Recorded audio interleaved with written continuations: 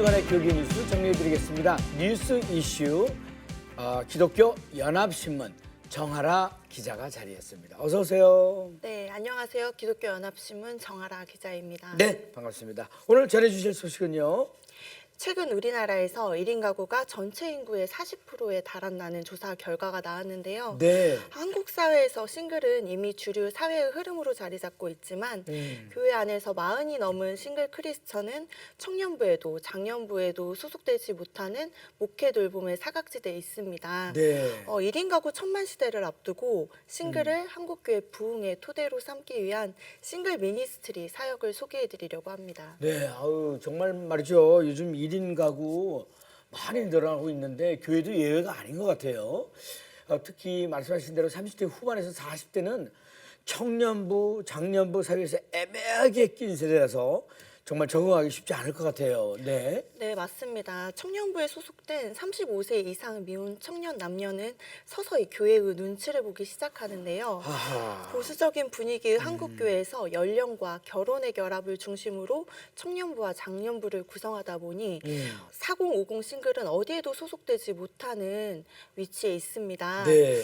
특히 청년의 시기에 열심히 사역을 하다가 40대가 되고 나서부터는 교회를 떠나 가나안 성도로 살아가는 경우도 많이 있습니다. 네. 이들을 위한 특화된 프로그램이나 설교 메시지, 맞춤형 소모임이 절실한 상황입니다. 네. 아이고, 그렇다면 한국 교회가 이런 그 사회적인 그 흐름을 읽고 싱글을 위한 사역에도 좀 더 신경을 써야 될 것 같은데 그런 말씀이죠. 네, 이제 싱글을 향한 새로운 시선의 전환이 필요합니다. 결혼하지 않았다고 해서 미생으로 취급하기보다는 한국 교회의 새로운 성장 동력으로 삼아야 한다는 주장이 나오고 있는데요. 네. 최근 출간된 책 한국교회 트렌드 2025에서는 미래 한국교회 부흥을 위한 새로운 사역 전략 중 하나로 싱글 프렌들리 처치를 제시했습니다. 네. 교회 내 소외감을 느끼는 싱글의 어려움을 이해하고 편견의 벽을 허무는 싱글 친화적 교회의 필요성을 언급한 부분입니다. 네. 반가운 소식은 최근 몇몇 교회를 중심으로 싱글 청년들의 목양을 위한 운동이 일어나고 있다는 건데요. 네. 전국의 10개 교회가 연합하는 코너스톤 미니스트리 수련회에서는 매년 200여 명의 싱글 청년이 모이고 있습니다. 이성 간 교제가 목표는 아니지만 교회 간 연합을 통해 실제 커플로 매칭되는 사례도 있다고 합니다. 네네. 아무래도 같은 신앙과 공감대를 가진 싱글들이 모이다 보니까 힘이 될 것 같은데 이런 4050 싱글 크리스찬들을 위한 사역을 하는 교회도 좀 있겠죠? 네, 오륜교회에서는 싱글 전담부서로 40대에서 50대까지의 싱글 전담부서를 운영하고 있습니다. 네. 오륜교회 청년국 김장현 목사는 청년 결혼 연령이 늦어지면서 나이차가 조카뻘을 넘어 자식뻘이 되는 경우도 생겨났다면서 네. 청년부와 장년부 사이에 낀 세대인 싱글 미니스트리 사역의 필요성을 강조했습니다. 구미 목장교회 남일출 목사는 35세 이상 싱글 전담부서를 운영하면서 싱글을 위한 세미나와 취미활동, 내적 치유 상담 프로그램 등을 진행하면서 싱글을 교회의 든든한 일꾼으로 세워가고 있습니다. 네, 잘 알겠습니다.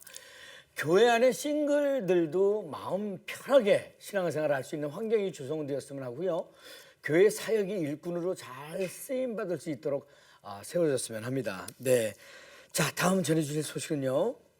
네, 사회 전반에 걸쳐 인구 감소 현상이 심각한 상황인데요. 네. 그동안 저출생 문제 극복을 위해서는 아동 돌봄 문제가 우선적으로 해결돼야 한다는 목소리가 컸습니다. 네. 올해 1월 14일 건축법이 개정되면서 이제 교회 내 시설에서도 아동을 돌볼 수 있게 됐는데요. 이에 대한 소식을 전해드리겠습니다. 네. 그동안 말이죠. 교회에서 주중에 돌봄 시설을 마련하려고 해도 그 법적인 문제 때문에 시행이 어려웠다고 하더라고요. 네. 그래서 한국 교회가 이번 법안 통과를 위해서 많은 노력을 기울였다는 얘기죠, 그렇죠? 네, 맞습니다. 대한민국 인구 위기 극복과 다음 세대 부흥을 위해 지난 2022년 범교단이 연합한 저출생 대책 국민운동본부가 출범했는데요. 네. 출대본은 출범 이후 심각한 저출생 문제 해결을 위해 교회의 유휴 공간을 보육 공간으로 활용할 것을 제안해 왔습니다. 네. 특히 0세부터 3세까지 아동 돌봄을 위해 전국적인 운동을 펼쳐왔는데요. 교회 내 아동 돌봄이 가능하기 위해서는 우선 현행법의 법률 개정이 필요했습니다. 이를 위해 관련법 청원 서명 운동에 나섰으며 지난해 11월 35만 명의 서명이 담긴 서명지를 국회에 제출하기도 했습니다. 네네. 한국 교회가 그동안 이제 펼쳐온 노력의 결과라고 할 수 있겠네요. 그렇다면 구체적으로 어떻게 법안이 개정되는지 듣고 싶습니다. 네. 네, 기존 법 체계에서는 교회가 주일에 같은 공간을 복수 용도로 활용할 수가 없었습니다. 네. 또 건축법상 시설 구조를 바꿔서 허가를 받아야 하는 까다로운 절차가 필요했는데요. 네. 이번 법 개정으로 이런 문턱이 사라진 겁니다. 지난 1월 14일 정부는 건축법 시행 규칙에 대한 개정안을 공포했는데요. 노유자 시설 간의 복수 용도를 허용하려는 경우에는 지방 건축위원회의 심의를 생략할 수 있다라는 단서 조항을 신설했습니다. 네네. 이를 통해 기본 요건을 갖춘 교회에서는 각 지자체의 아동정책과나 노인복지과의 승인을 받아서 영유아에서부터 노인, 장애인 돌봄까지 가능해졌습니다. 네, 아주 중요하네요. 교회 시설을 활용해서 영유아 돌봄뿐만 아니라 여러 계층의 돌봄이 가능했다는 점에서 의미가 아주 큰 것 같습니다. 이렇게 되면 앞으로 그 많은 효과를 기대해 볼 수 있을 것 같은데.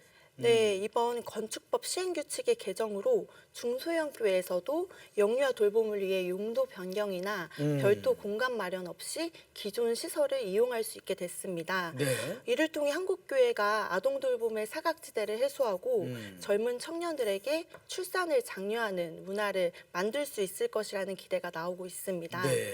출대부는 교회 시설을 공동육아 나눔터로 활용할 수 있도록 상세 지침을 한국교회에 공유할 예정입니다. 네네. 잘 알겠습니다. 네. 저출생 문제가 심각한 상황에서 이렇게나마 교회가 아이를 키울 수 있는 환경을 만들어줄 수 있다는 것이 참 감사한 일입니다. 교회 공간도 공유하면서 지역과 상생하는 교회들이 많이 늘어났으면 합니다. 네, 정하루 기자 수고하셨습니다. 대단히 감사합니다. 네. 자, 이어지는 단신 뉴스 보시고요. 다음 출연자 만나보시겠습니다.